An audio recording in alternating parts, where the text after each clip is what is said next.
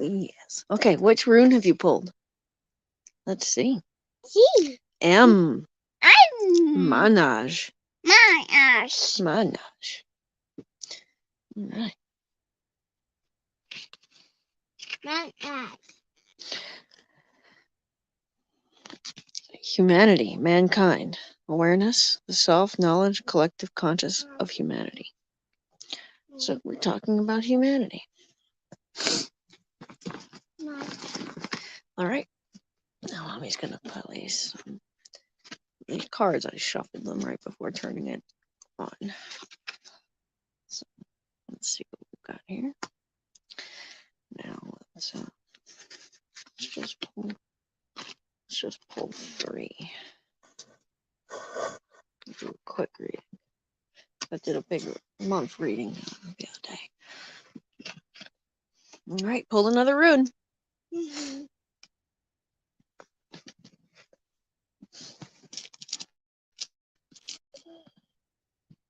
Okay. Oh, that's Manage again. Go. Okay. Go. Card. Go. Awash, so cooperation. All right, so let's pull the first one. Spindle. Spindle. Good. And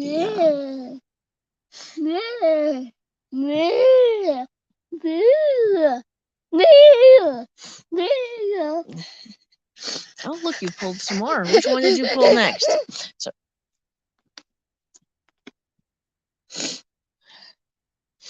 all right. Really? That one too, huh? All right, next one. Blackberry. Mooin. Mooin. Put it there, please. All right. Let's put Ewas over here. One here. One here. Cooperation and black. And now, Elder. Luis. Dorisas. So, let's put Manage back. And put Ewash.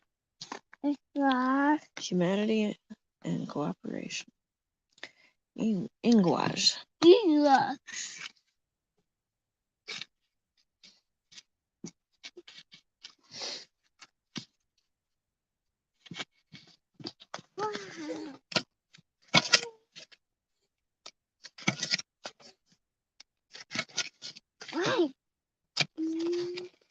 Which one you have there now? Hagalaz. The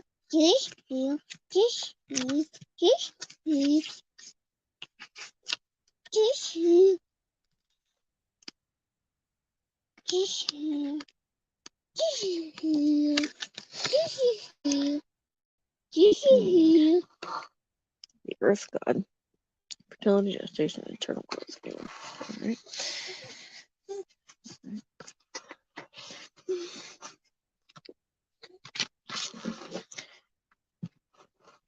Balance, stability, harmony, teamwork, trust, loyalty. One. Where's that?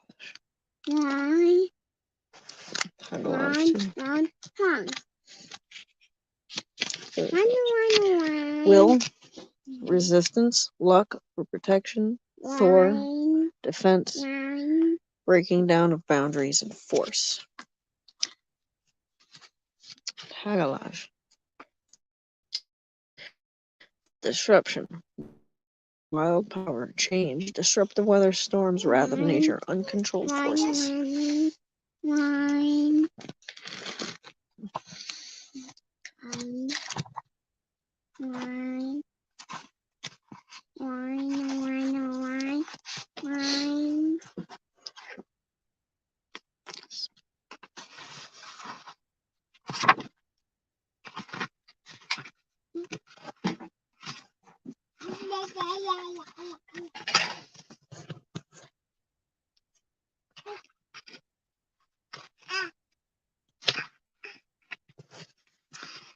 Destiny moves us to do great things. Mankind and cooperation and destiny moves us to do great things.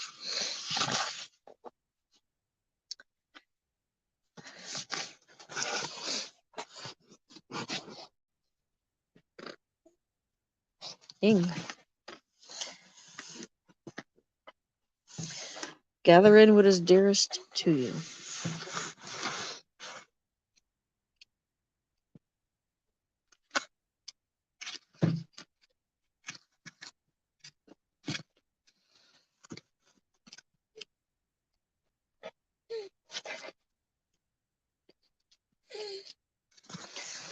Okay. All right then.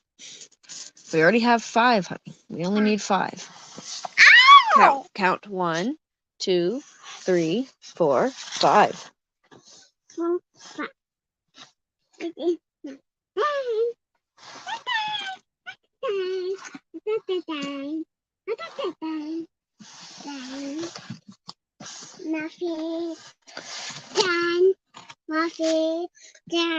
Elder Reese.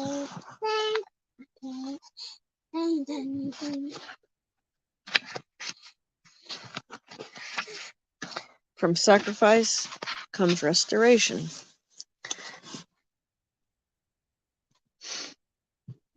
Thursage. And Haggadah.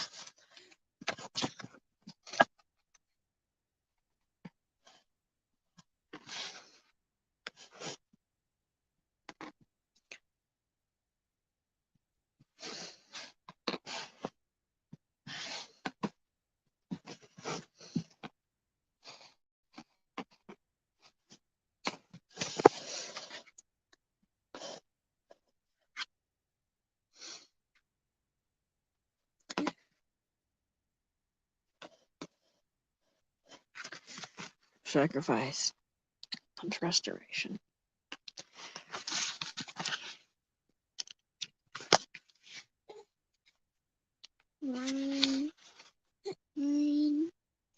Disruption, wild power, change, disruptive weather, storms, wrath of nature, uncontrolled forces.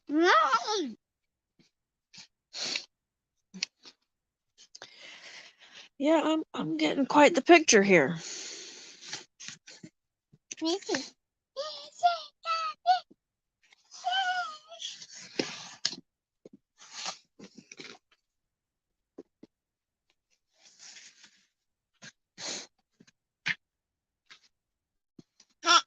No, don't bend it, please. No, don't bend it. All right, we can pick them up now. Where's the other piece?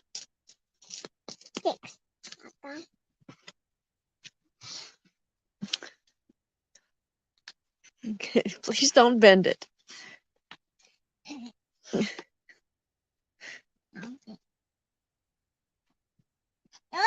Please don't bend it. No. Thank you. Oh, there's the other one.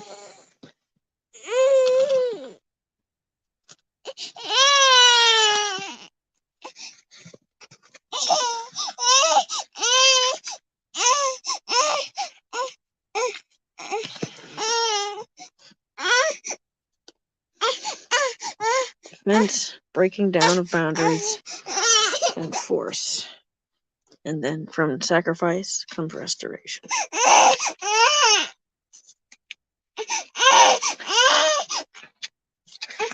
All right.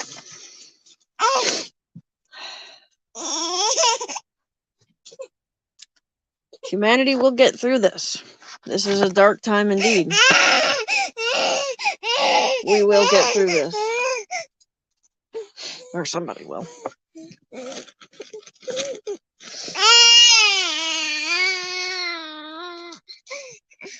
Yes, Hagalash.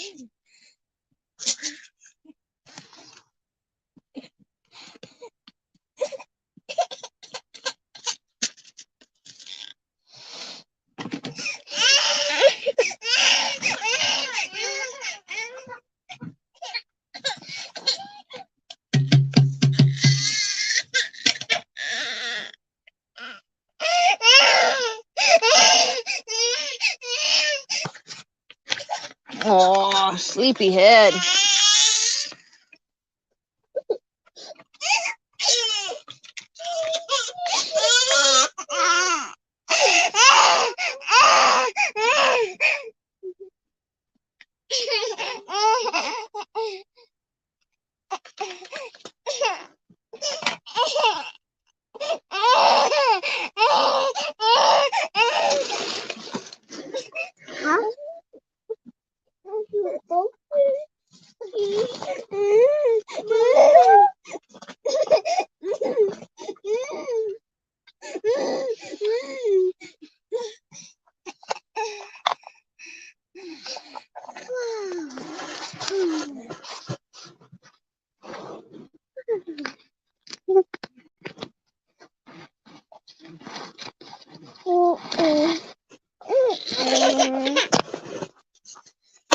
All right.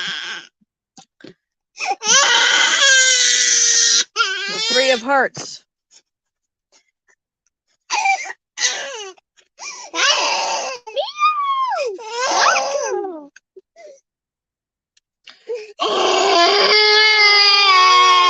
The seven of what's that, clubs? There's a two of clubs. There's a nine of hearts. Yes, it's full of cats. Cat, me moo, me moo, me no, me no.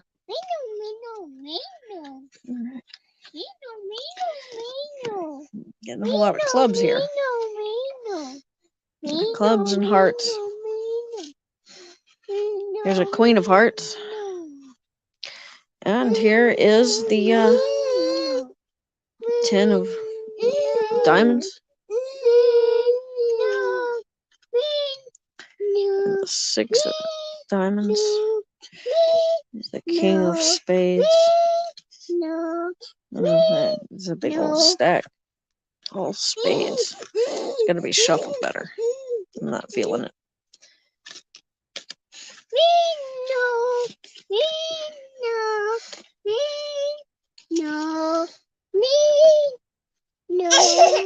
Oh, here we go. Okay. Tell me which cards you got there, honey.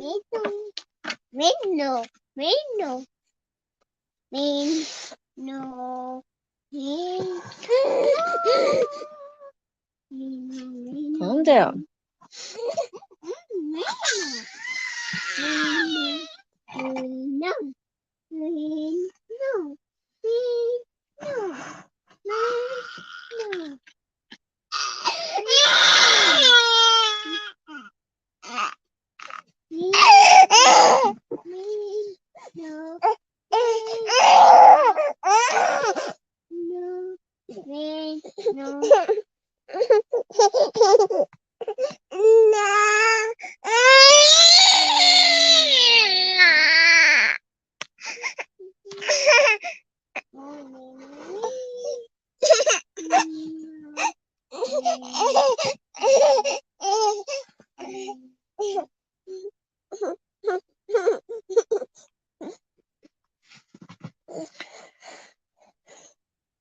No, I can't type on here.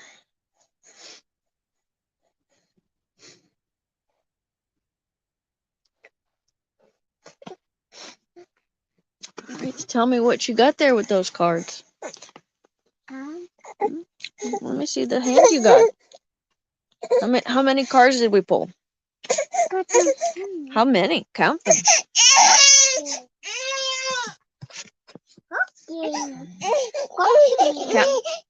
Come on, count them. Tell me how many you have.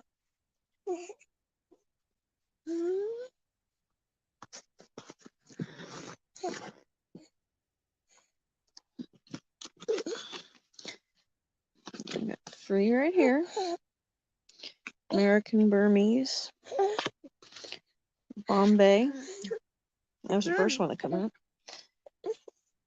And the Havana Brown. Right, so America, India, Cuba, God. All right, what else we got? God. God. Let's see, what's this one? Egyptian Mao. 6 of clubs. Stop the God.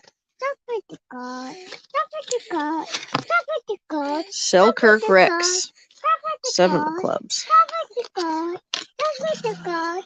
Stop it, the God. Stop it, the God. Why are you eating the 3 of hearts? Stop it, the God. Stop it, the God. Stop it, the God. Stop it, the God.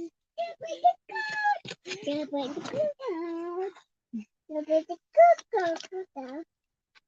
Stop it, the God. Stop it, the God. All right, well, let me see them. No. No, you leave those alone, please. Egyptian Mao. The Siberian. 6 of diamonds. Yeah. American Burmese. Queen of hearts.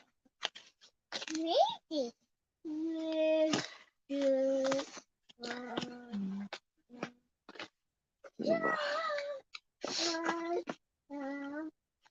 Siberian. Selkirk, England, I think. Oriental short hair. 9 of hearts.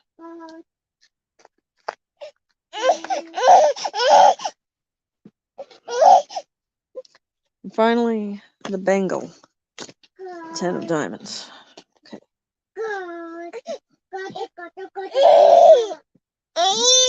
Oh, you have some more over there? How many is this? 1, 2, 3, 4, 5, 6, 7, 8, 9, and 10.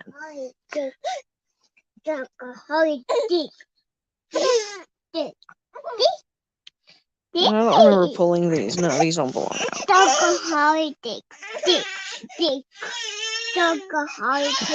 Kimrick. Welsh.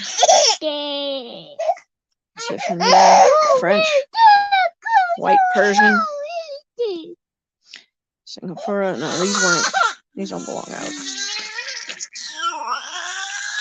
But they are. They're separate.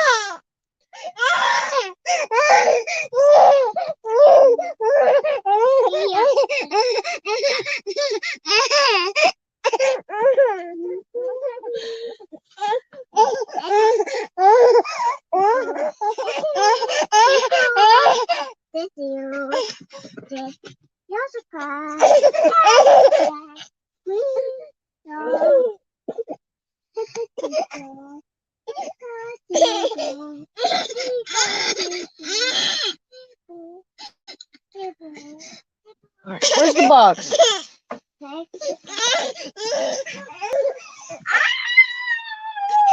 Put them back.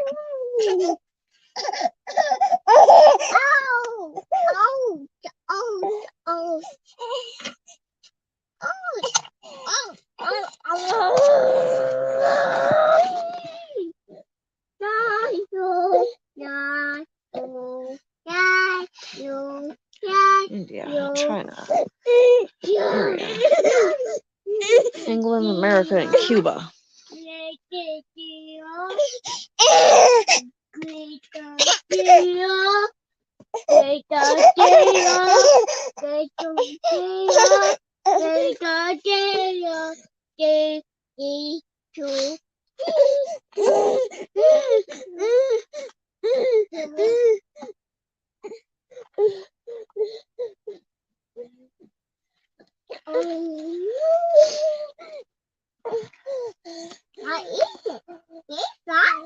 European short hair. What else is turned around?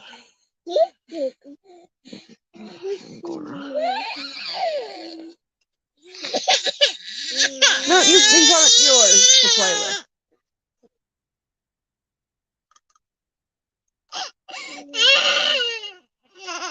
What else you got? European short hair, huh?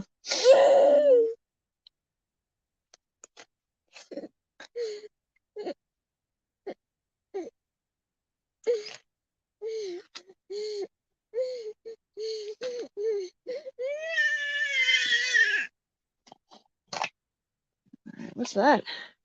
Oh, the American Burmese. Oh, you had the box. The ones I gotta take. There we go. Where's the lid?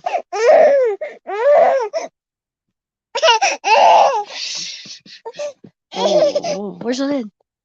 Where's the lid? Where's the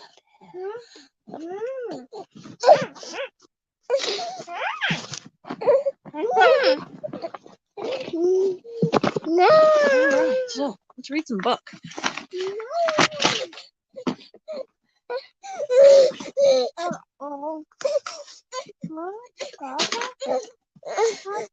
No, don't play with things that aren't for you.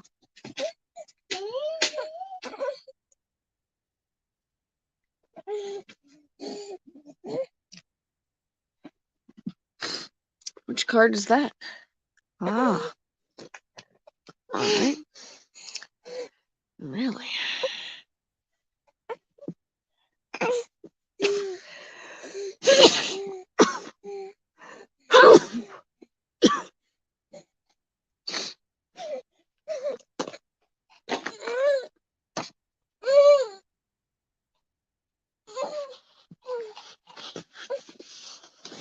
Which one did you get?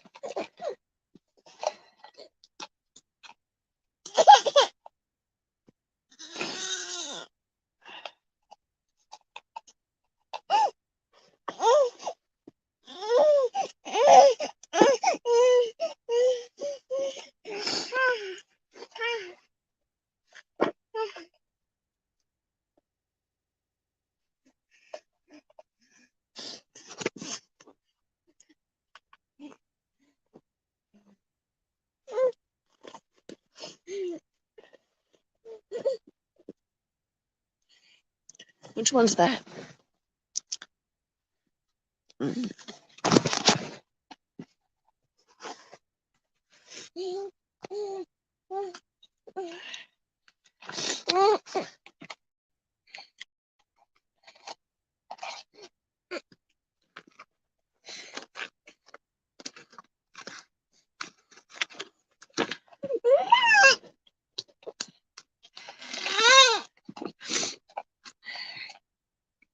Adaptability naturally depends on readiness.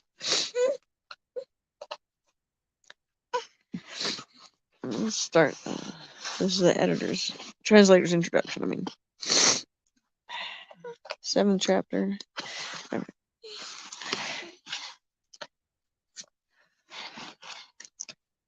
Let's see. Queen of Hearts.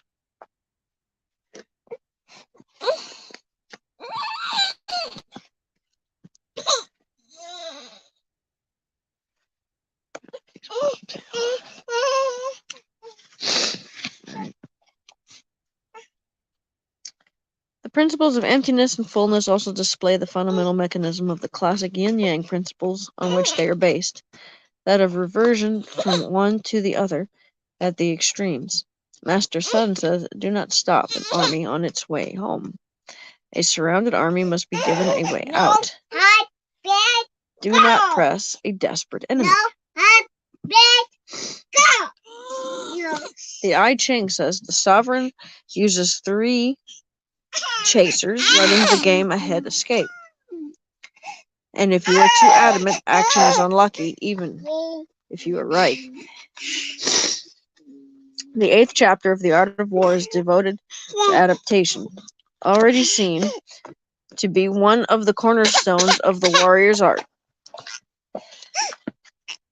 Oh, mwah. No, you're just trying to take things that aren't yours. No. No. No.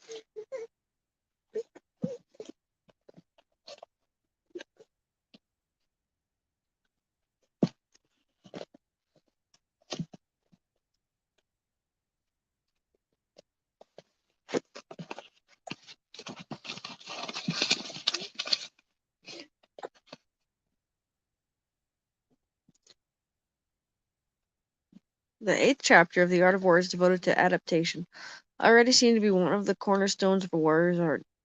Master Sun says, if generals do not know how to adapt advantageously, even if they know the lay of the land, they cannot take advantage of it.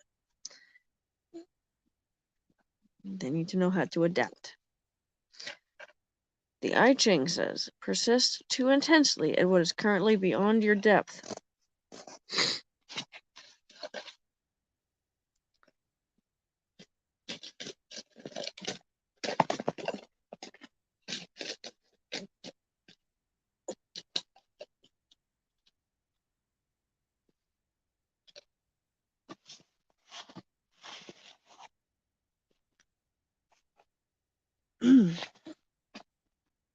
Persist too intensely at what is currently beyond your depth, and your fidelity to that course will bring misfortune, no gain. Your fidelity to that course will bring misfortune, no gain.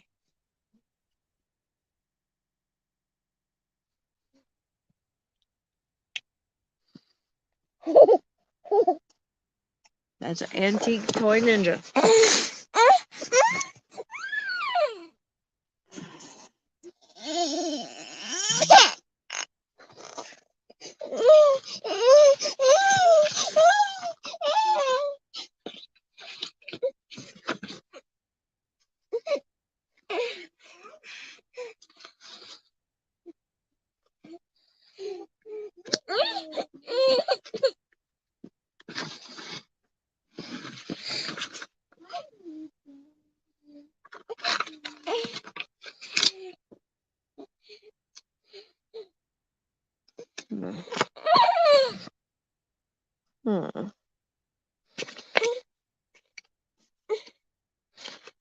Don't eat it.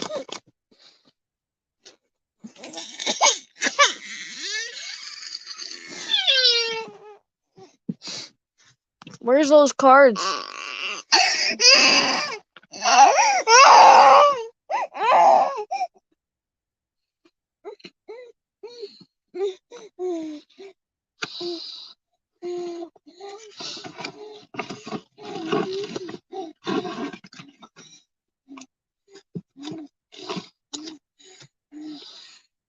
Hey.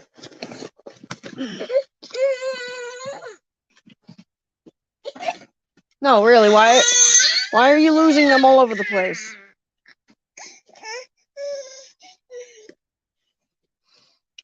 Selkirk Rex long hair. No.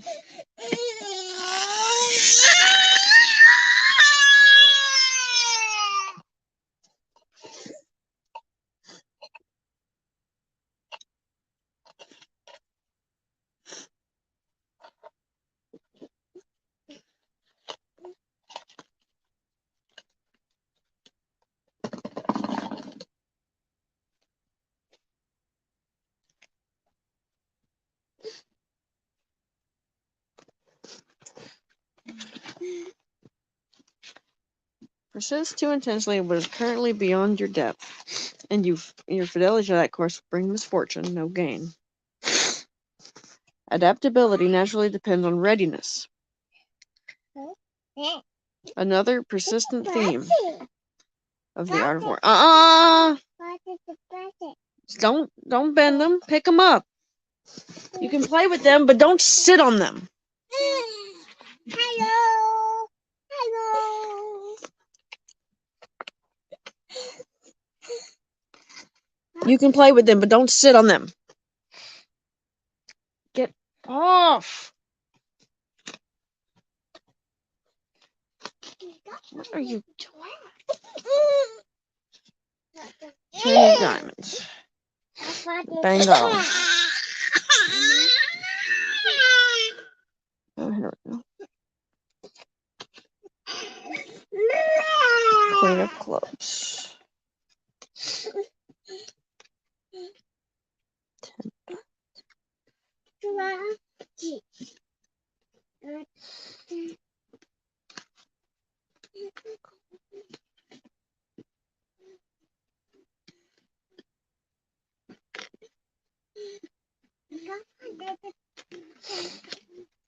10.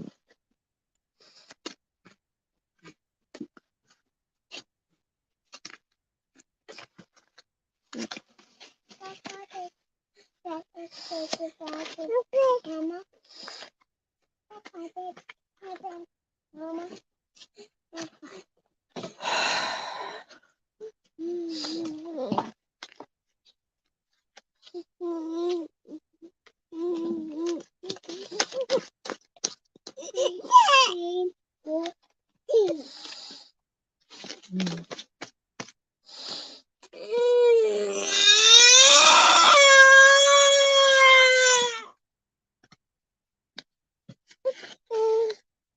Hmm.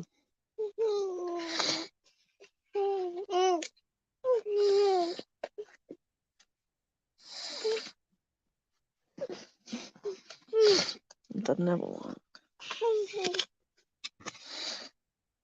The hook brown. And the clips.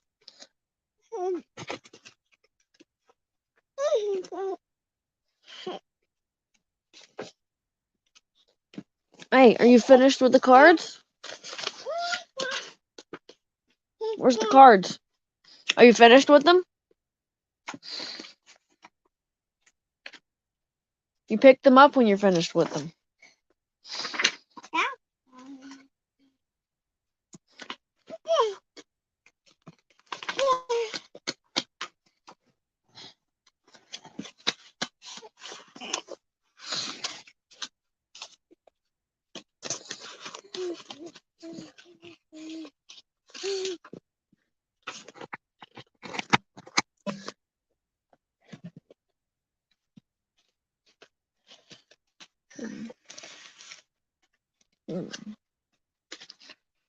Seven.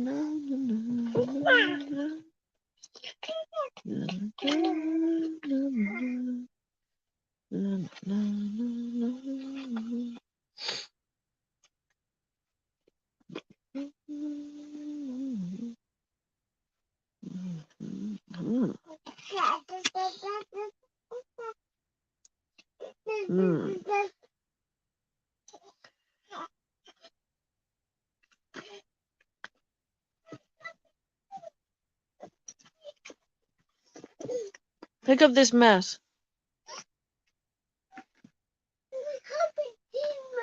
It's off. It's bedtime. Yes, He-Man's off. It's not He-Man time anymore. It's bedtime. Get in your bed.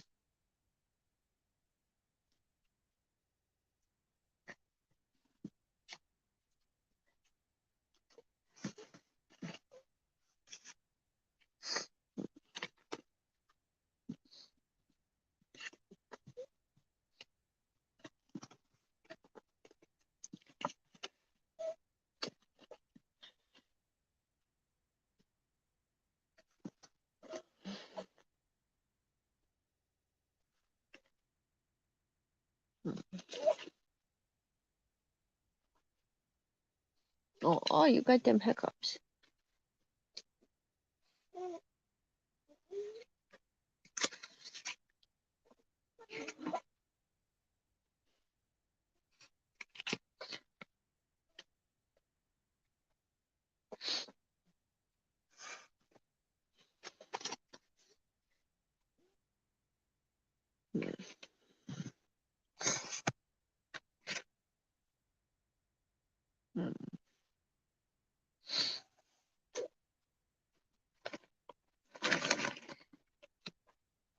Uh-huh.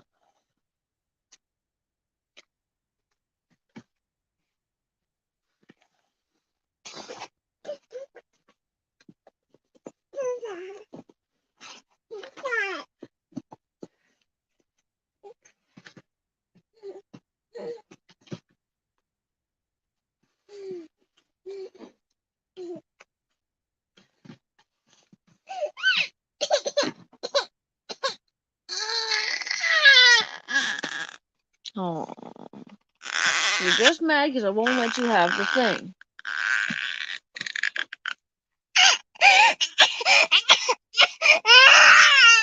You need to relax and go to bed. Come here. Oh. Oh.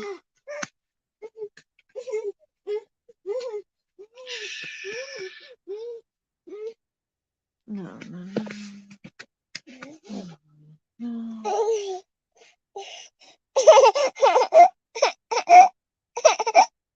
Yeah, I know. You just mad. Oh. Oh. Oh.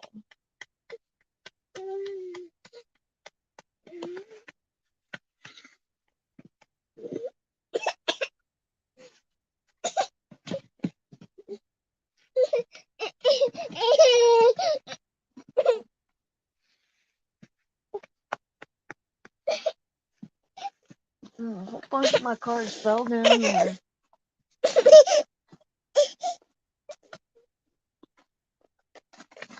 Not bad.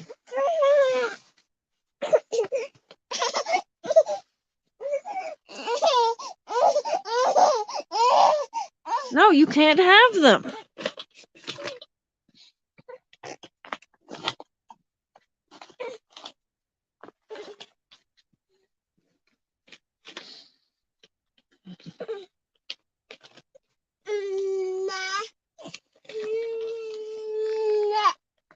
What are you doing with Havana? 6 of clubs, Egyptian Mao.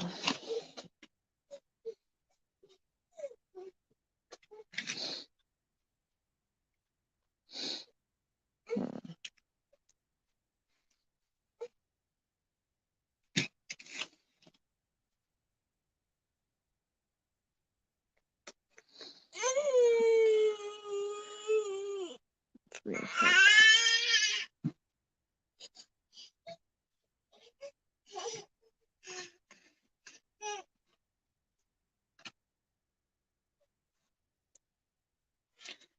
Six of diamonds.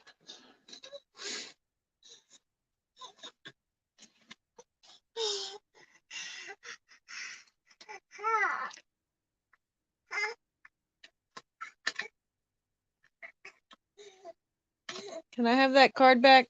No.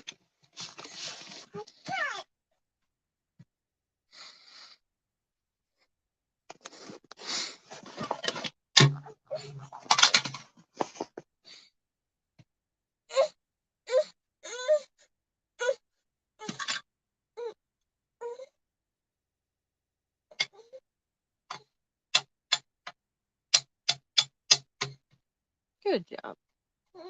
Dun, dun, dun. Dun, dun, dun.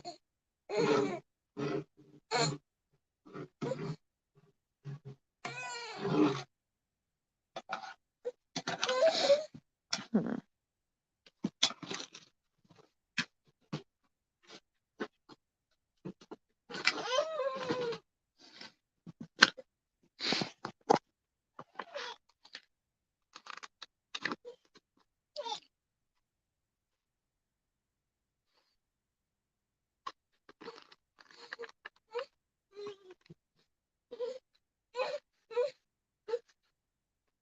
Hmm.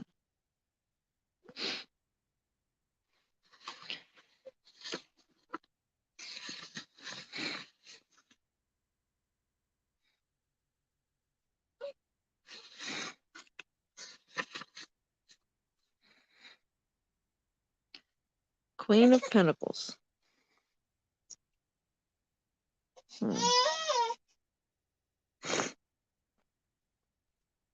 A princess holds a bunch of flowers while the sun shines in the sky. The Lady of Glory.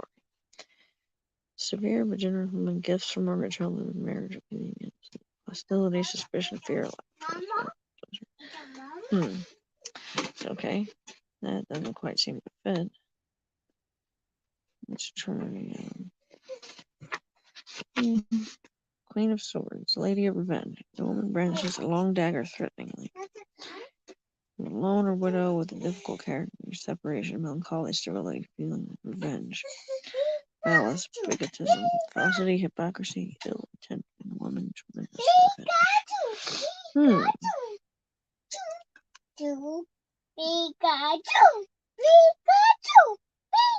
I told you to get in bed.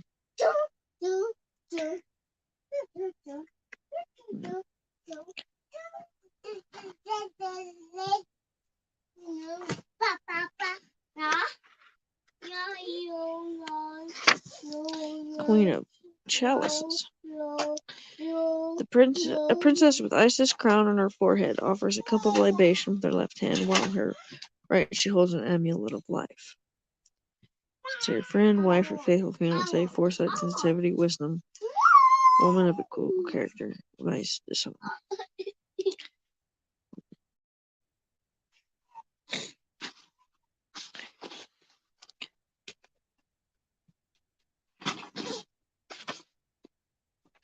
Queen of Wands. That was not nice, Heidi. I'm sorry, Abby. Give her back one of the dolls. Now. It was not nice to take those from her like that.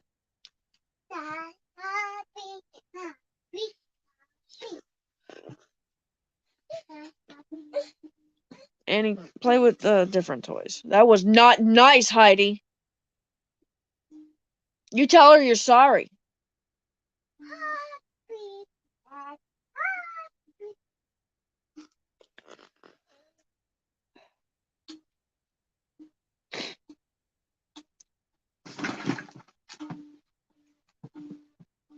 Adelheid, I'm talking to you. Come here. Come ici. Viens ici. Viens ici. Viens.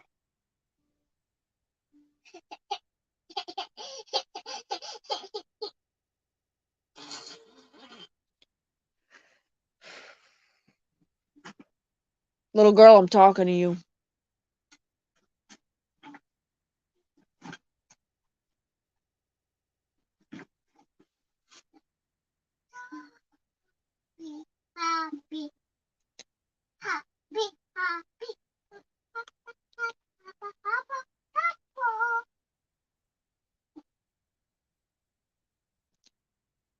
Leave her alone. Don't take the dolls from her. You give her the dolls back now.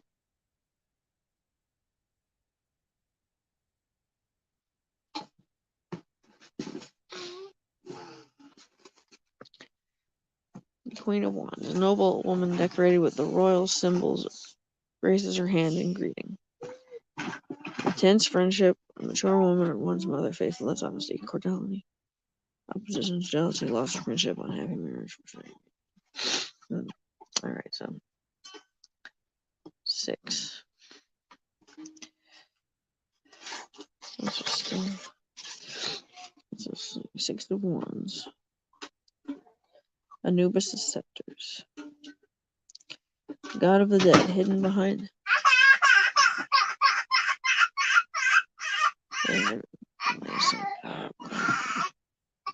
Oh, bon Dieu!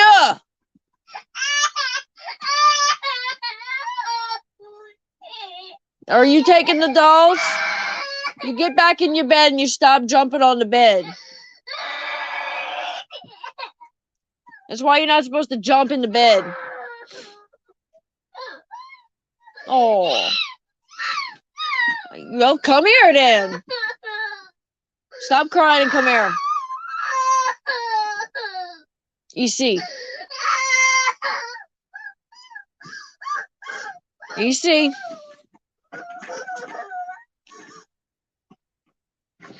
EC.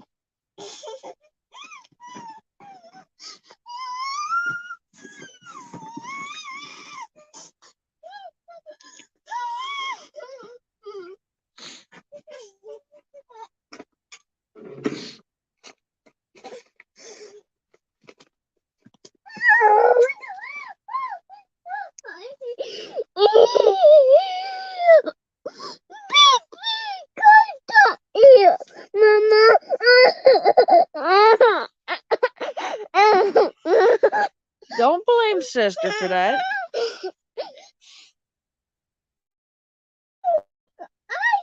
You didn't break your ear. No, you did not break your ear.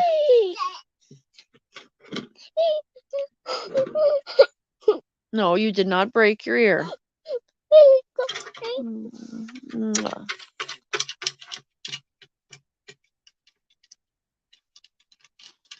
Oh, sorry. Oh, baby. Broke. What is it? It's the water running. It's the water.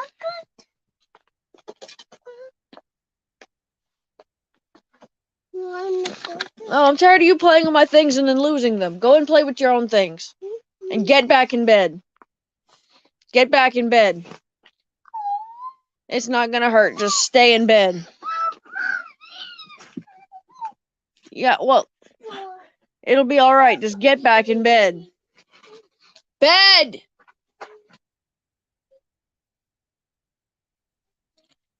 I had enough of you not listening to me. Now get in your bed. Now!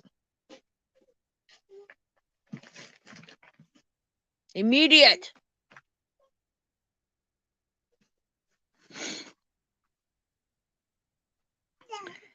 The god of the dead, hidden behind the interlacing of phenomenal reality, represents the fleetingness of earthly conquests. Crowning of dreams, public honors, overcoming of obstacles, rebirth. Betrayal, treachery, by acquaintances, employees who can lose faith in their employers.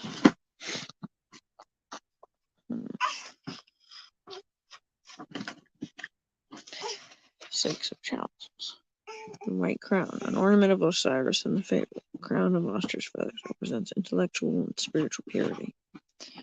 Pleasurable memories, useful second thoughts. Relief from people or simple things.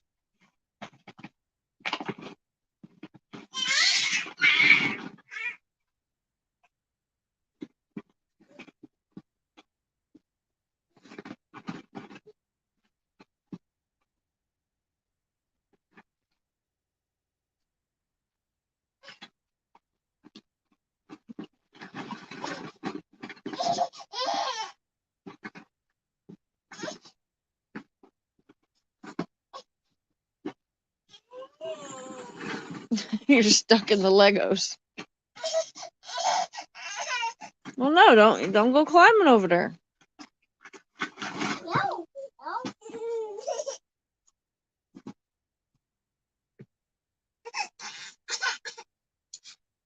No.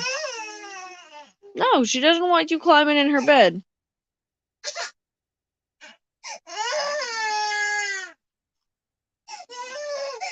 relief from people or simple things. Small inheritance of child and rival.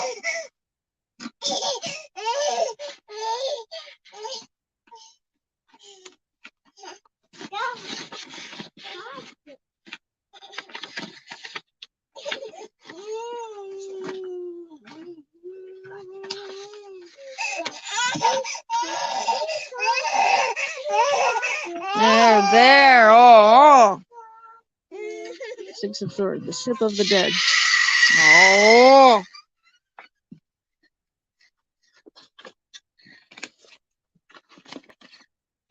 Yeah, lost my page.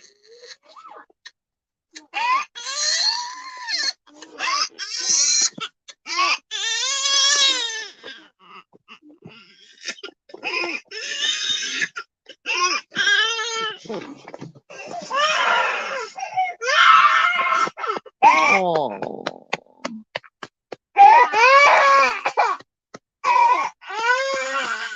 Lie down.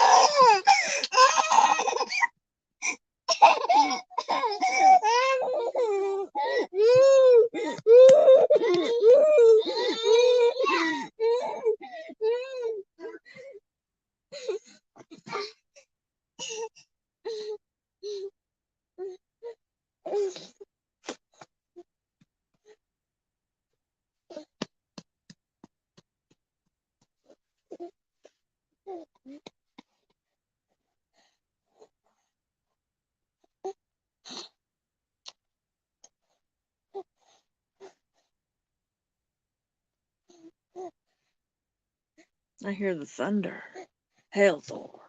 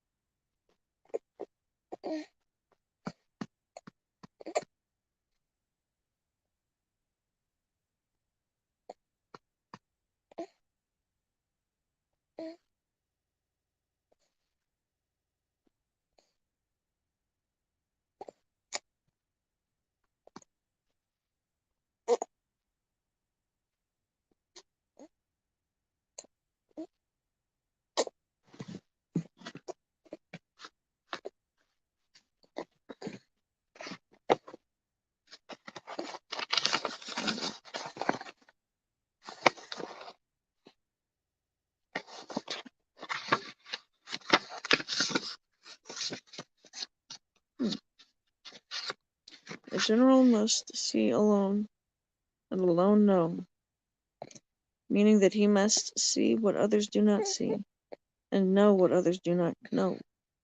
Seeing what others do not see is called brilliance. Knowing what others do not know is called genius. Brilliant geniuses win first, meaning that they defend in such a way as to be unassailable and attack in such a way as to be irresistible. The rigorous conditions of Taoistic military action are paralleled by those of Taoist spiritual patience.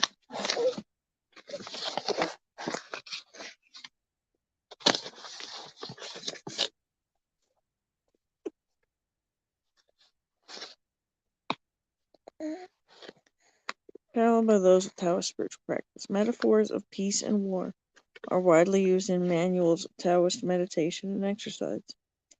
One of the most basic principles of Taoist practice, deriving from the teachings of the I Ching, is the mastery of emptiness and fullness, which is both physical and psychological implications. Has both.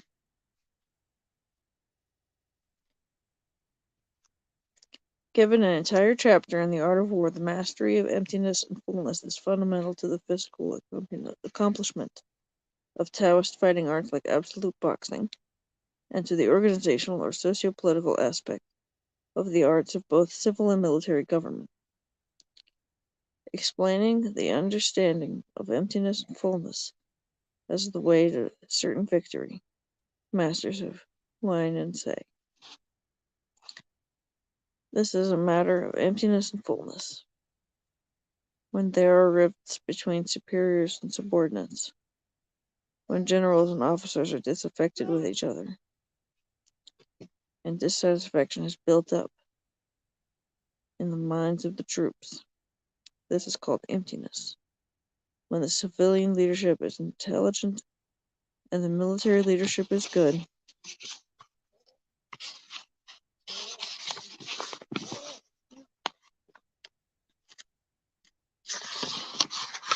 when superiors and subordinates are of like mind, and will and energy operate together, this is called fullness. The skilled can fill their people with energy to confront the emptiness of others, while the incompetent drain their people of energy in face of the fullness of others. When welfare and justice embrace the whole people, when public works are sufficient to meet national emergencies, when the policy of selection for office is satisfactory to the intelligent,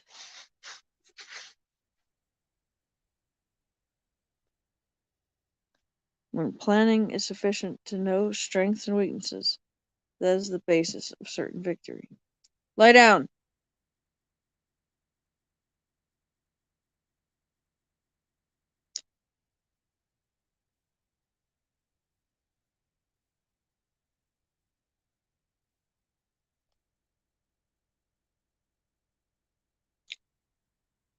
Lie down!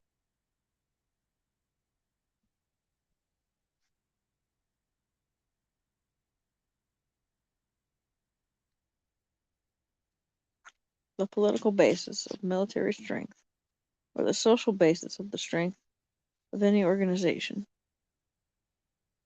Lie down!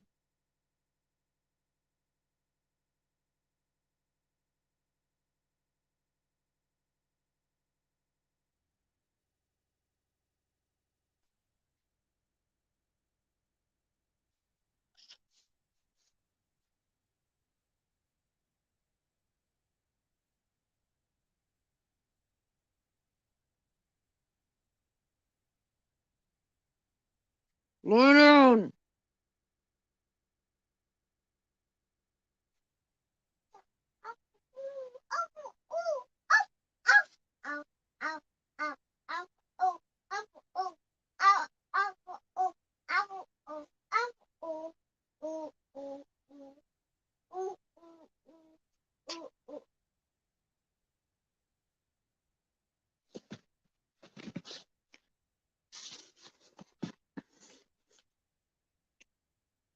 When welfare and justice embrace the whole people, when public works are sufficient to meet national emergencies, when the policy of selection for office is satisfactory to the intelligent, When planning is sufficient to know strengths and weaknesses, that is the basis of certain victory. The political basis of military strength, or the social basis of the strength of any organization, is a teaching that is also rooted in the I Ching. In the art of war, this is given premier importance, as the first item in the first chapter, on strategy, involves examining the way of an adversary group, the moral fiber, the coherence of the social order, the popularity of the government, or the common morale. Under the right conditions, according to Sun Tzu, a small group could prevail over a large group, and among the conditions that could make this possible were justice, order, cohesion, and morale. This is another pivot of Chinese thought that is also highlighted by the masters of Huanan in the context of military strategy. Strength is not just a matter of extensive territory and a large population. Victory is not just a matter of efficient armaments. Security is not just a matter of high walls and deep moats. Authority is not just a matter of strict orders and frequent punishments.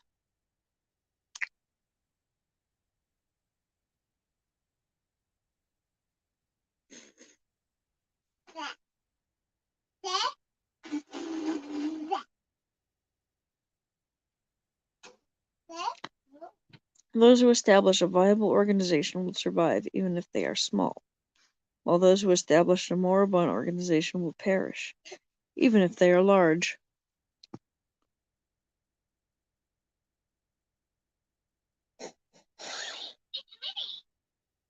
The theme is also emphasized by another of the great military strategists of old China, Zhuge Liang of the 3rd century CE, who followed the teachings of Sun Tzu to become legendary for his genius. 3rd century, okay, so.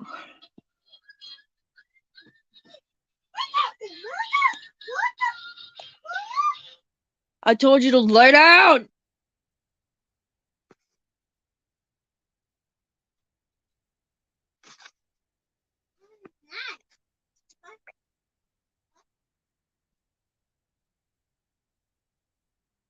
Yeah, I can hear the sirens outside.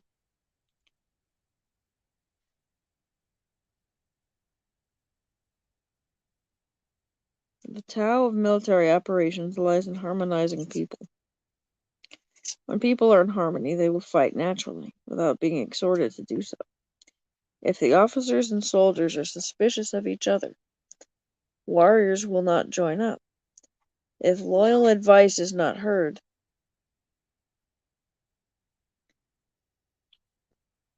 small minds will talk and criticize in secret. When hypocrisy sprouts, even if you have the wisdom of ancient warrior kings,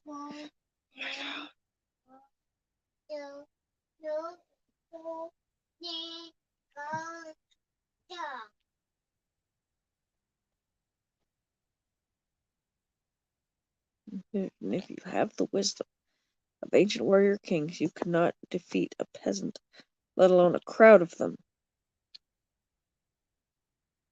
when hypocrisy sprouts. This is why tradition says a military operation is like a fire. If it is not stopped, it will burn itself out. A military operation is like fire. Zhuge's status as a practical genius is so great that his writings, his designs, and writings about him are actually included in the Taoist canon. Like the Art of War and the Taoist classics, Zhuge's philosophy of warfare approaches the positive by way of the negative. In the Taoist fashion of non-doing. In ancient times, those who governed well did not arm. Those who were armed well did not set up battle lines. Those who set up battle lines did not fight. Those who fought well did not lose. Those who lost well did not perish. This echoes the idea of combat as a last resort, the ideal of winning without fighting offered by the art of war, following the teaching of the Tao Te Ching. Zhuge Liang also quotes the classic admonition from this revered Taoist text. Weapons are instruments of ill omen, to be used only when unavoidable. But he too shares the Taoist historical consciousness that the age of original humanity was already gone. And like Sun Tzu, he was personally involved in a time of raging civil war. Zhuge's work in the Taoist canon therefore contains both rational views and practical teachings for political and military security that follow closely on those of ancient Sun Tzu. The administration of military affairs means the administration of border affairs, or the administration of affairs in outlying regions, in such a way as to relieve people from major disturbances.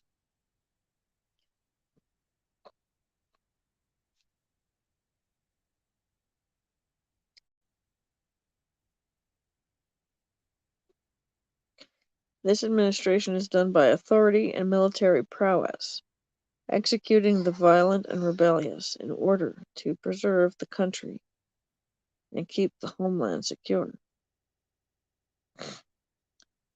This is why civilization requires the existence of military preparedness. It is for this reason that beasts have claws and fangs. When they are joyful, they play with each other. When angry, they attack each other. Humans have no claws or fangs, so they make armor and weapons to help defend themselves. So nations have armies to help them. Rulers have ministers to assist them. When the helper is strong, the nation is secure. When the helper is weak, the nation is in peril.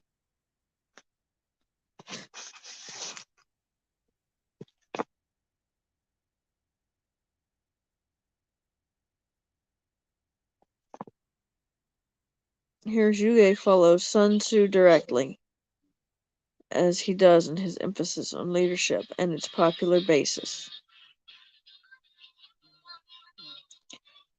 In Sun Tzu's scheme, both civil and military leadership are among the first conditions to be scrutinized.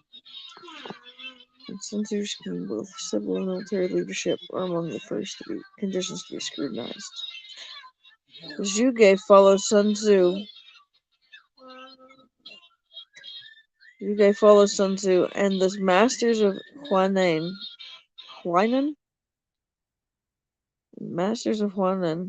in seeing the strength of leadership based at once on personal qualities and on popular support. In Taoist thought, power was moral as well as material, and it was believed that moral power manifested itself both as self-mastery and as influence over others. To explain the strength of a national defense force, Zhuge writes, this in turn depends on the generals entrusted with military leadership. A general that is not popular is not a help to the nation, not a leader of the army.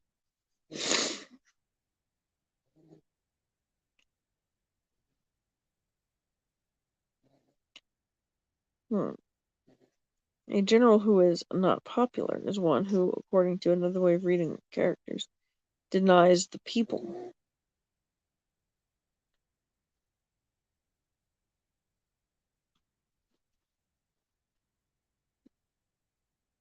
Sun Tzu emphasizes the unity of wills as a fundamental source of strength, and his minimalist philosophy of warfare is a natural outgrowth of the central idea of common interest.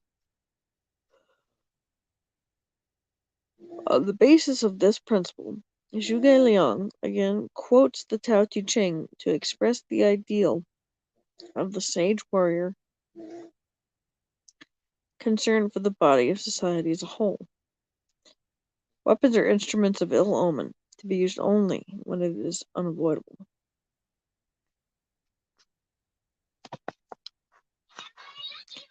Zhuge also follows the art of war closely in his emphasis on avoiding action without strategy, as well as action without need. The way to use weapons is to carry out operations only after having first determined your strategy.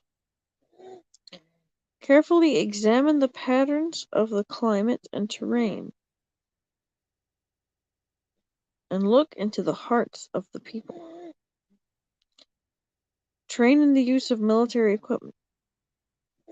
Make patterns of rewards and punishments clear. Observe the strategy of opponents. Watch out for dangerous passes en route.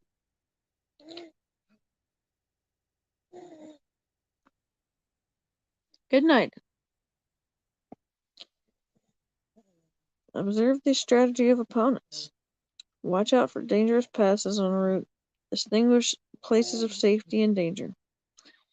Find out the conditions of both sides. Lie down!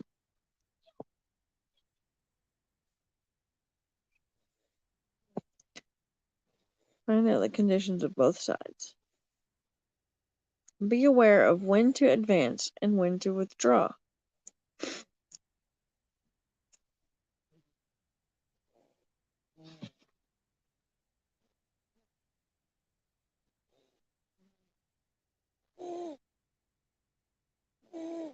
Be aware of when to advance and when to withdraw.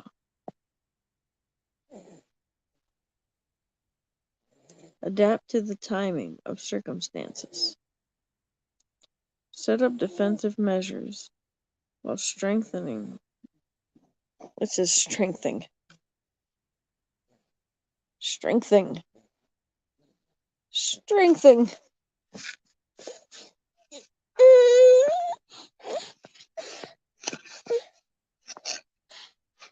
Your attack force. Promote soldiers for their ability. Draw up plans for success. Consider the matter of life and death.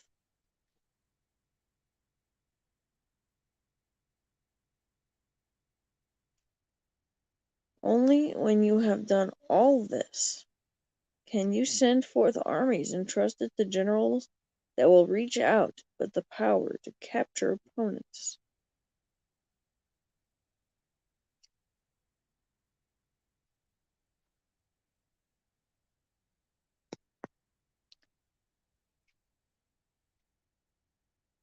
Speed and coordination. Central to success in battle, according to Sun Tzu's Art of War. Also derived not only from strategic preparedness, but from the psychological cohesion on which leadership depends.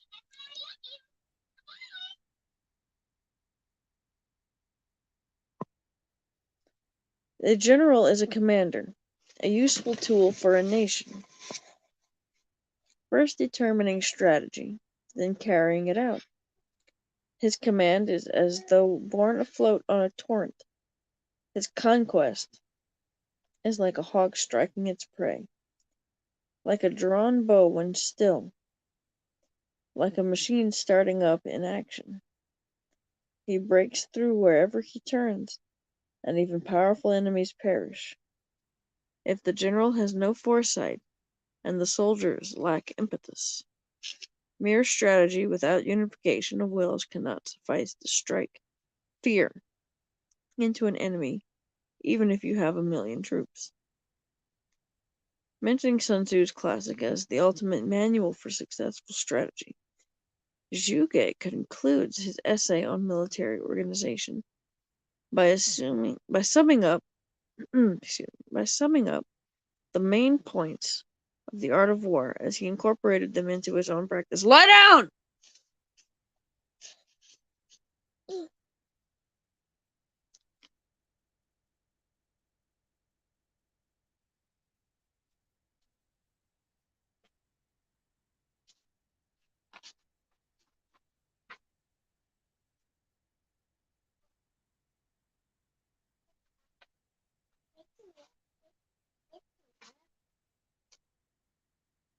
Christopher Robin.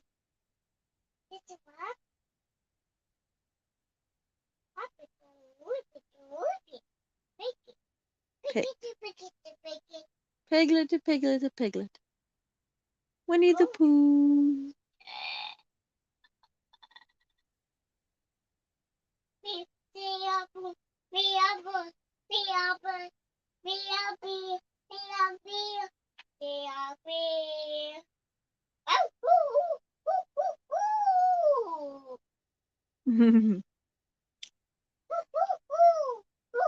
Owl. Owl.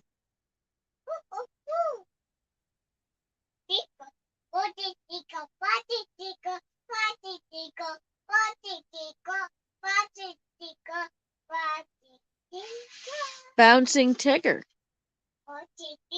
Bouncing Tigger.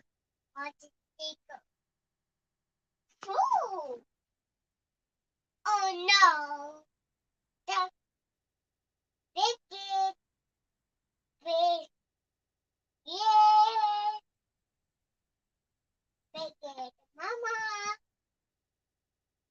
Piglet Mama. Big ducket. Biggest mama. Docket?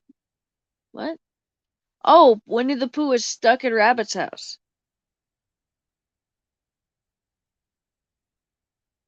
But Yep. And owls come to visit him. ducket. Biggest He's stuck at Rabbit's house. bad. You know, Pappy has a book called The Tao of Piglet. We should get him to read it to us one day.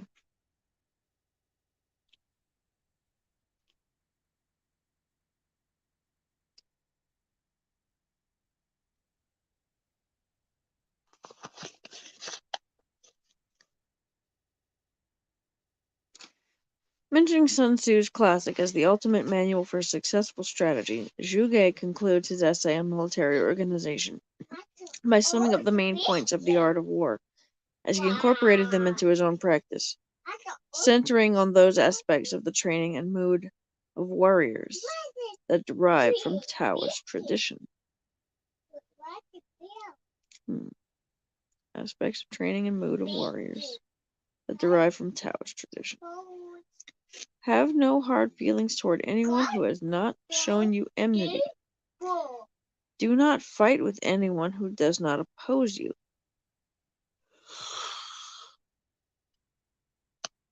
The effective skill of an engineer can only be seen by the eyes of an expert. The operation of plans in battle can only be set in action through the strategy of Sun Tzu. Following Sun Tzu, Zhuge emphasizes the advantages of unexpectedness and speed. Capable of reversing otherwise insurmountable odds. Christopher Robin.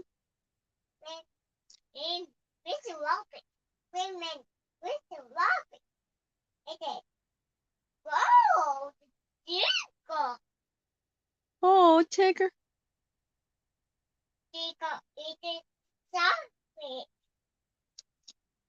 It does soffit. What? What are you saying over there?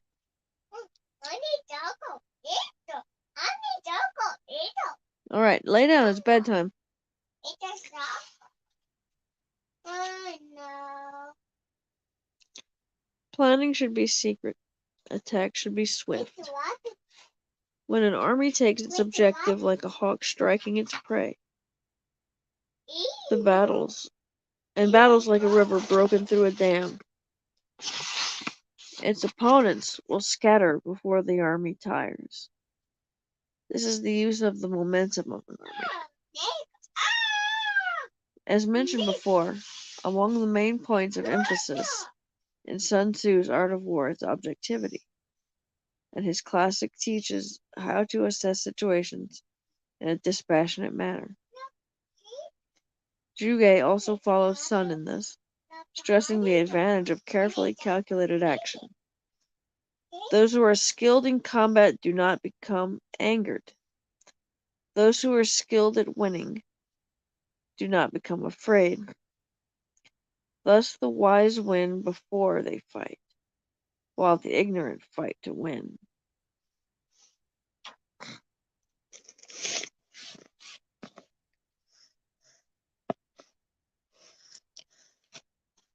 Here Zhuge quotes The Art of War directly, adding Sun Tzu's warning about the consequences of poor planning, wasteful actions, and wasteful personnel. A country is exhausted when it must buy its supplies at high prices.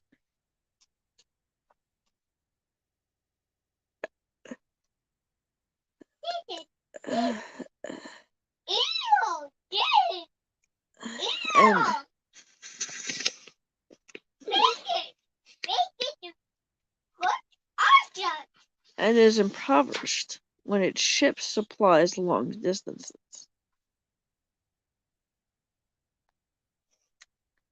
Attacks should not be repeated. Battles should not be multiplied. Use strength according to capacity, aware that it will be spent with excessive use. Get rid of the worthless, and the country can be peaceful. Get rid of the incompetent, and the country can be profited.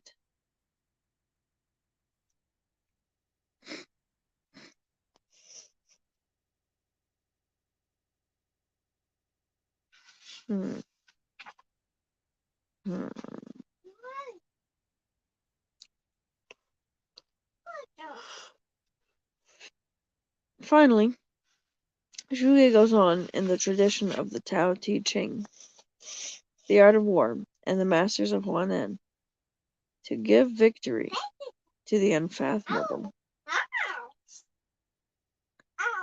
A skilled attack is one against which opponents do not know how to defend. A skilled defense is one which opponents do not know how to attack. Therefore, those skilled in defense are not so because of fortress walls.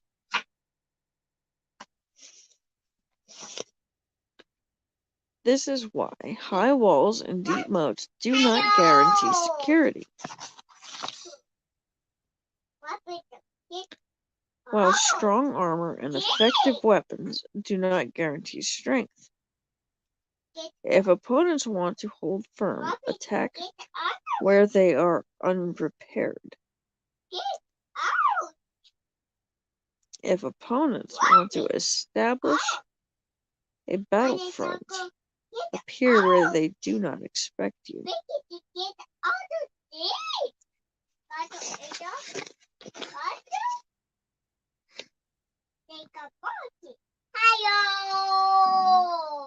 Lie down.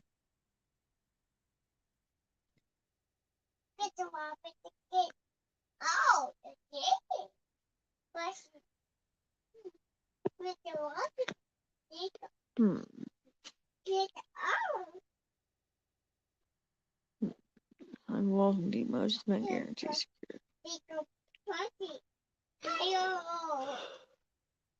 Strong armor and effective weapons do not guarantee strength.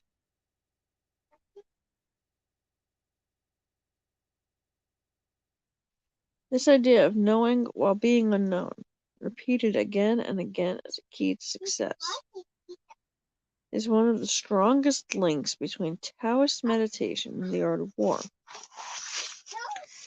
For the secret to this art of invisibility is precisely the interior detachment cultivated by Taoists for attaining impersonal views of objective reality. Certain of the philosophical teachings of early Taoism are commonly used in practical schools as codes for exercises used in personal cultivation. Understanding the practical aspect of Taoist philosophical teachings helps to cut through the sense of paradox that may be caused by seemingly contradictory attitudes. That Sun Tzu calmly teaches the rootless art of war while condemning war may seem contradictory if this fact is seen outside the context of the total understanding of the human mentality fostered by Taoist learning.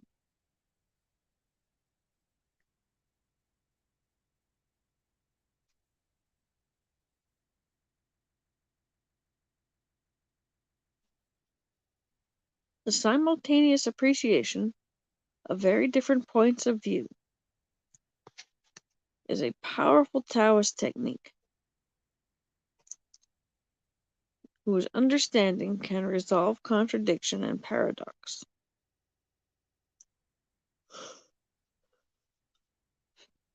The model of the paradox of the art of war can be seen in the Tao Te Ching, where both rootlessness and kindness are part of the way of the sage. War, it affects us all. But doing it in such a way as you don't inconvenience all the innocent people, that's doing it well.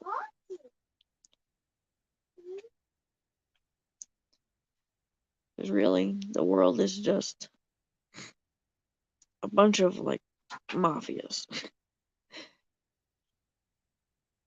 and then there's all the people in between. Governments are just,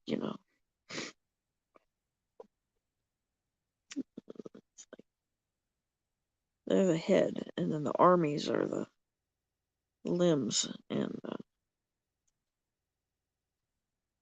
I guess the citizenry can be the body. And, yeah. You wanna run with this metaphor?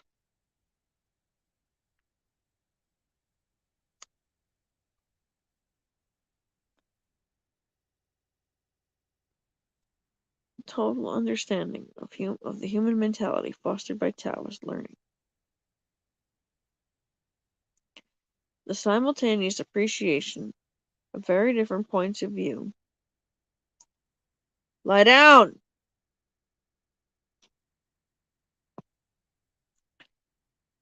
The simultaneous appreciation of very different points of view is a powerful Taoist technique whose understanding can resolve contradiction and paradox.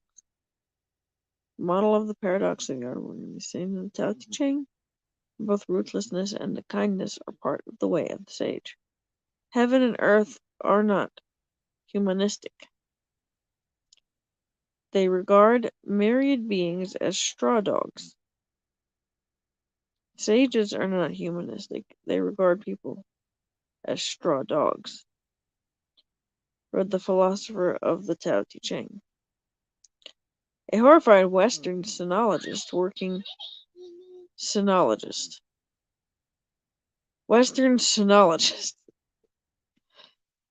in the 1950s, shortly after the truce in Korea, wrote that this passage had unleashed a monster.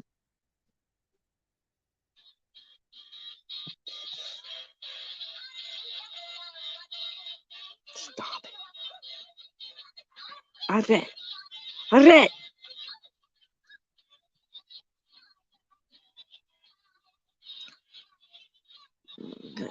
The passage has unleashed a monster. But to a Taoist, This statement does not represent inhumanity, but an exercise in objectivity, similar to Buddhist exercises in impersonality.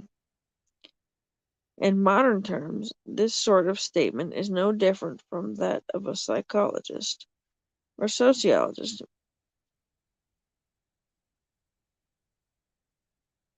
making an observation that the attitudes, thoughts, and expectations of entire nations are not arrived at purely by a multitude of independent, rational decisions, but largely under the influence of environmental factors beyond the control of the individual, or even the community.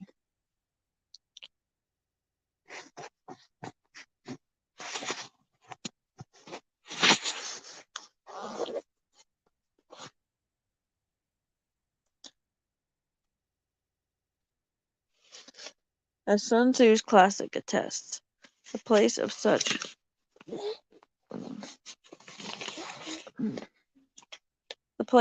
an observation in the art of war is not to cultivate a callous or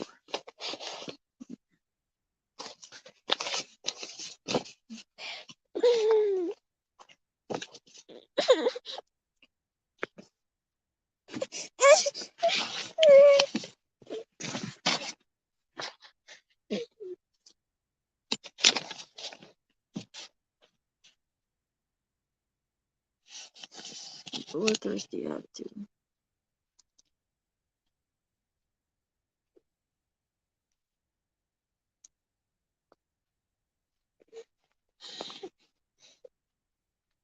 Why did you wake up? You need to go back to bed.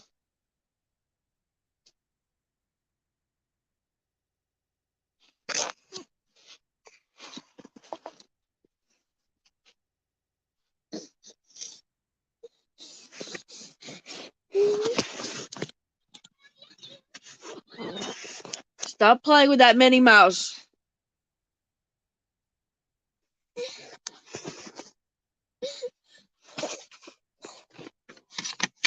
I told you to be quiet.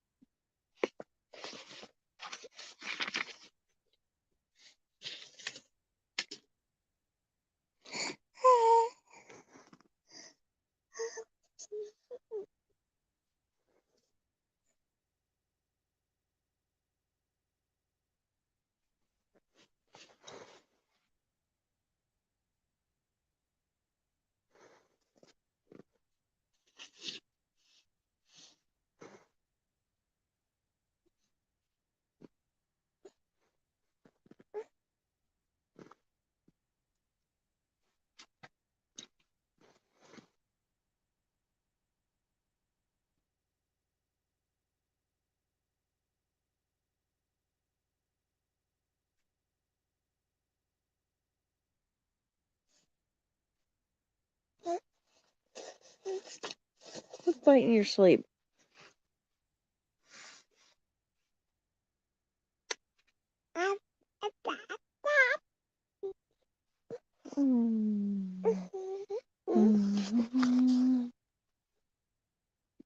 Lie down.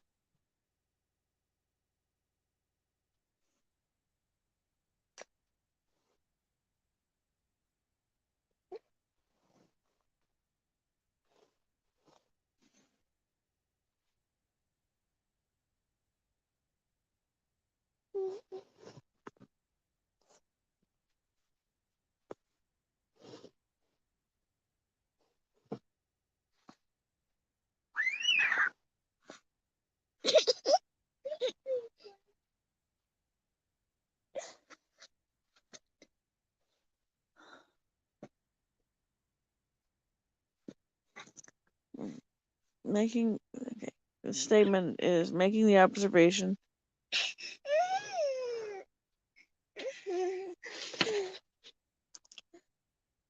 that the attitudes, thoughts, and expectations of entire nations are not arrived at by purely a multitude of independent, rational.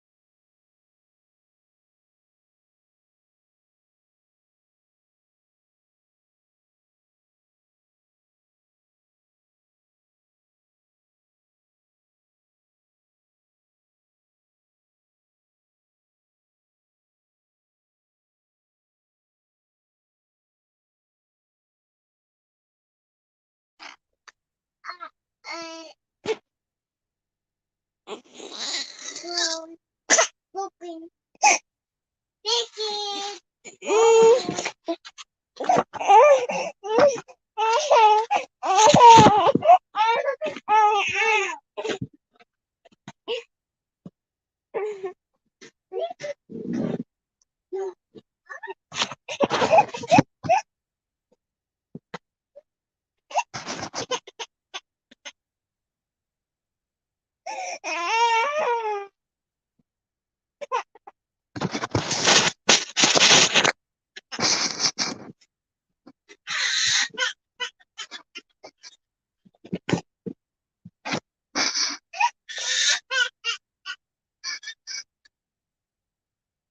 And Sun Tzu's classic attests the place of such an observation in the art of war is not to cultivate a callous or bloodthirsty attitude, but to understand the power of mass psychology. Understanding how people can be manipulated through emotions, for example, is as useful for those who wish to avoid this as it is for those who wish to practice it.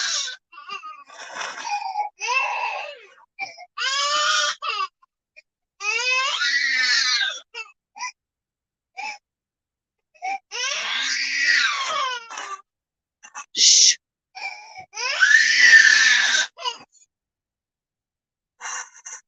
Seen in this light, the art of war is no more a call to arms than a study on conditioning is a recommendation for slavery.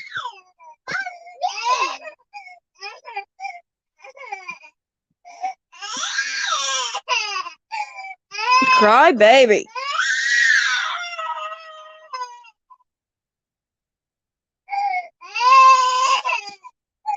By so thoroughly analyzing the political, psychological, and material factors involved in conflict, Sun Tzu's professed aim was not to encourage warfare, but to minimize and curtail it. An impersonal view of humanity is not the master of its own fate. An impersonal view of humanity as not the master of its own fate may be necessary to liberate a warrior from emotional entanglements that might precipitate irrational approaches to conflict. but it is not, in the Taoist scheme of things, held to justify destructive behavior. The counterbalance to this view is also found in the Tao Te Ching. Hail Thor! Prefiguring Sun Tzu's teachings in the art of war.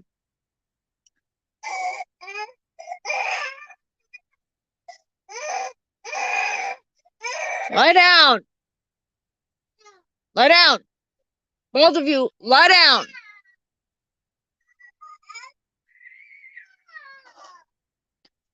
Just lie down. You were sleeping. You're just tired. Lie down. Good girl.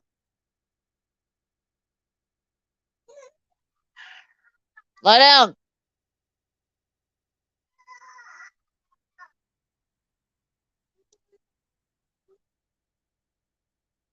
Lie down. Lie down.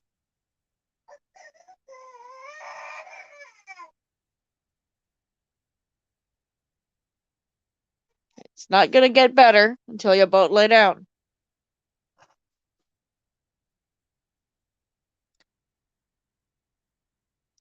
I have 3 treasures that I keep and prize. One is kindness, second is frugality, and third is not presuming to take precedence over others. By kindness one can be brave. By frugality one can reach out. And by not presuming to take precedence one can survive effectively. If one gives up kindness and courage, gives up frugality and breadth, and gives up humility for aggressiveness, one will die. The exercise of kindness in battle leads to victory. The exercise of kindness in defense leads to security.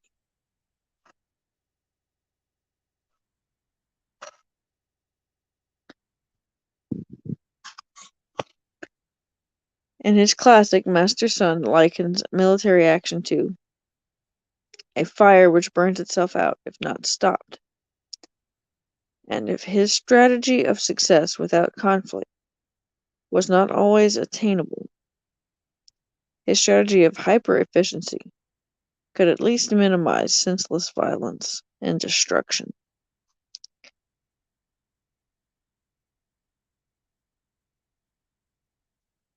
Success without conflict, not always attainable. No. But hyper-efficiency could at least minimize senseless violence and destruction. It's true. In Taoist terms, success is often gained by not doing, and the strategy of the art of war is as much in knowing what not to do and when not to do it as it is in knowing what to do and when to do it.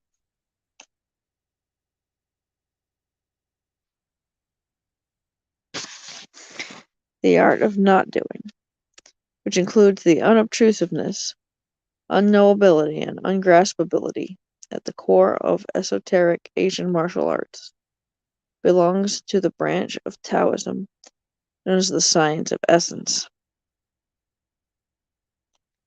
The arts of doing, which include the external techniques of both cultural and martial arts, belong to the branch of Taoism known as the science of life. The science of essence has to do with the state of mind. The science of life has to do with use of energy. Like a classic Taoist text, it is in true balance of these two that the art of war is most completely understood.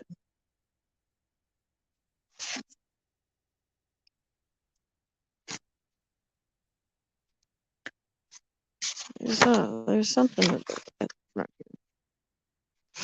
that difficult wallet is easy.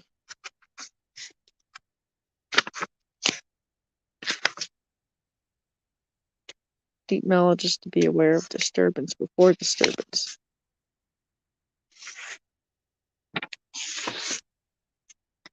To sense and comprehend interaction is not what you can call comprehension.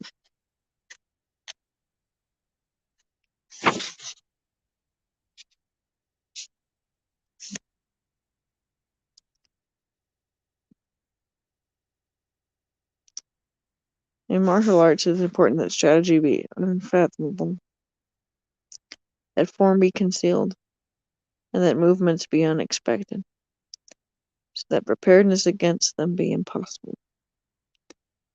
What enables a good general to win without fail is always having unfathomable wisdom and a modus operandi that leaves no tracks.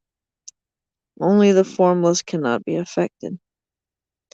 Sages hide in unfathomability so their feelings cannot be observed. They operate in formlessness so their lines cannot be crossed.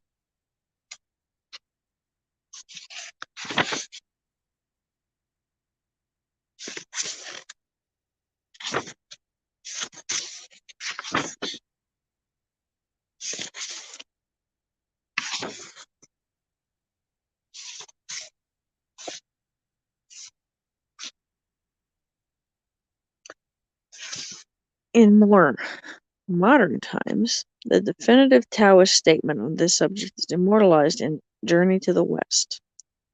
Si Jiao Yu Ji, one of the four extraordinary books of the Ming Dynasty, 1368 to 1644, drawing on earlier Taoist sources from wartime China under the duress of Mongol invasions. This remarkable novel is a classic representation of the result of what in Taoist terms would be called studying the science of life without the science of essence.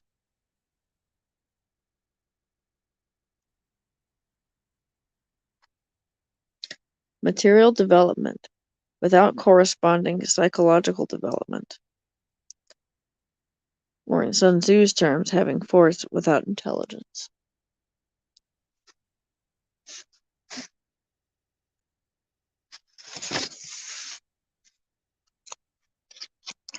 The central figure of this novel is a magical monkey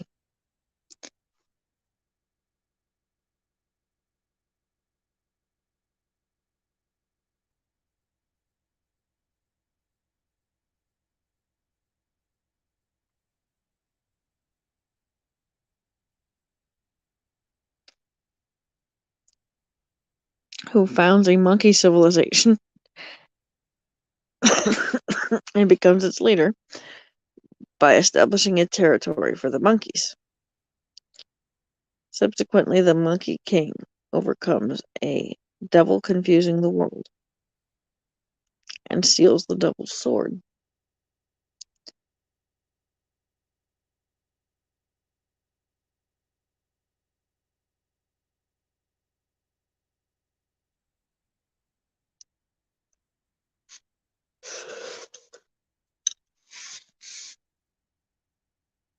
Returning to his own land with the devil's sword, the Monkey King takes up the practice of swordsmanship. He even teaches his monkey subjects to make toy weapons and regalia to play at war. Unfortunately, though ruler of a nation, the martial Monkey King is not yet ruler of himself. In eminently logical backward reasoning, the monkey reflects that if neighboring nations note the monkey's play, they might assume the monkeys were preparing for war. In that case, they might therefore take preemptive action against the monkeys, who would then be faced with real warfare, not only with toy weapons. Thus the Monkey King, lie down, thoughtfully initiates the arms race, ordering preemptive stockpiling of real weapons. If it seems disconcerting to read a 13th century description of 20th century politics,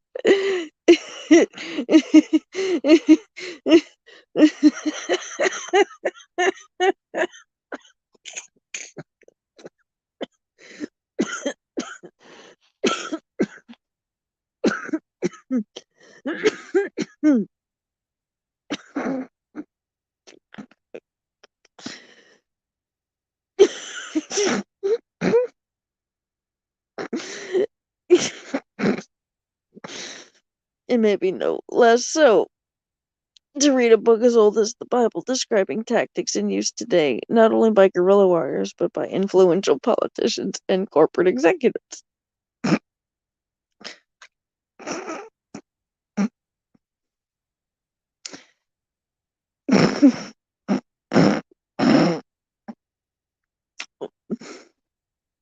By the way, yes, this does say 20th century.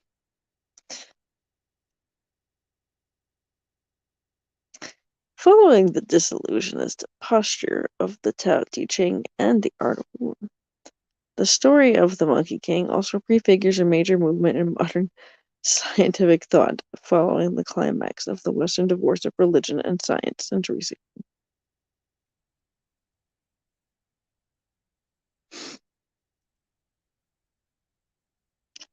The Monkey King in the story exercised power without wisdom, disrupting the natural order, and generally raising hell until he ran into the limits of matter.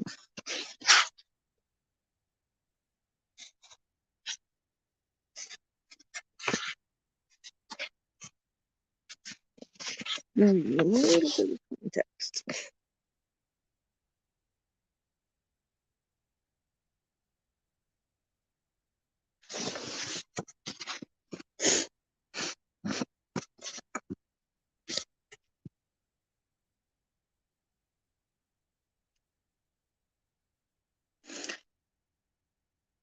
Or he was fine until he ran to the limits of matter, where he was finally trapped.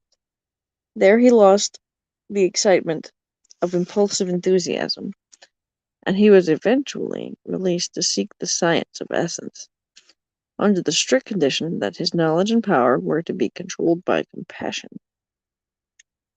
the expression of wisdom and unity of being. The monkey's downfall finally comes about when he meets Buddha, whom the Taoist celestial immortals summon to deal with the intractable beast. The immortals had attempted to cook him in the cauldron of the 8 trigrams.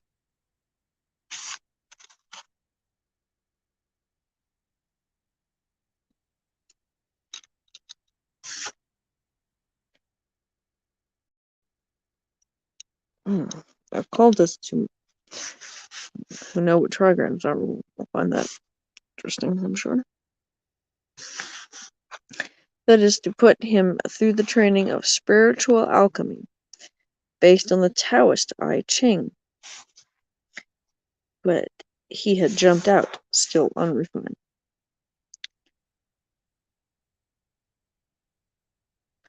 Buddha conquers the monkey's pride by demonstrating the insuperable law of universal relativity, and has him imprisoned in the mountain of the 5 elements.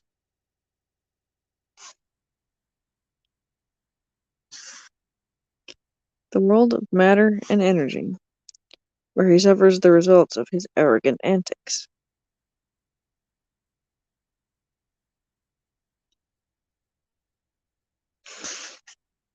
After 500 years at length, Kuan Yin, the trans-historical Buddhist saint traditionally honored as the personification of universal compassion, shows up at the prison of the now repentant monkey and recites this telling verse. Too bad the magic monkey didn't serve the public, as he madly flaunted heroics in days of yore. With a cheating heart he made havoc in the gathering of immortals. With grandiose goal he went for his ego, to the heaven of happiness. Among 100,000 troops, none could oppose him. In the highest heavens above he had a threatening presence. But since he was stymied on meeting our Buddha, when will he ever reach out and show his achievements again? Now the monkey pleads with the saint for his release. The saint grants this on the condition that the monkey devote himself to the quest for higher enlightenment, not only for himself, but for society at large. Finally, before letting the monkey go to set out on the long road ahead, as a precaution, the saint places a ring around the monkey's head. A ring that will tighten and cause the monkey severe pain whenever a certain spell invoking compassion is said in response to any new misbehavior on the part of the monkey. The art of war has been known for 100 generations as the foremost classic of strategy. But perhaps its greatest wizardry lies in the ring of compassion that Master Sun slips over the head of every warrior who tries to use this book. And as history shows, the magic spell that tightens its grip is chanted whenever a warrior forgets the ring.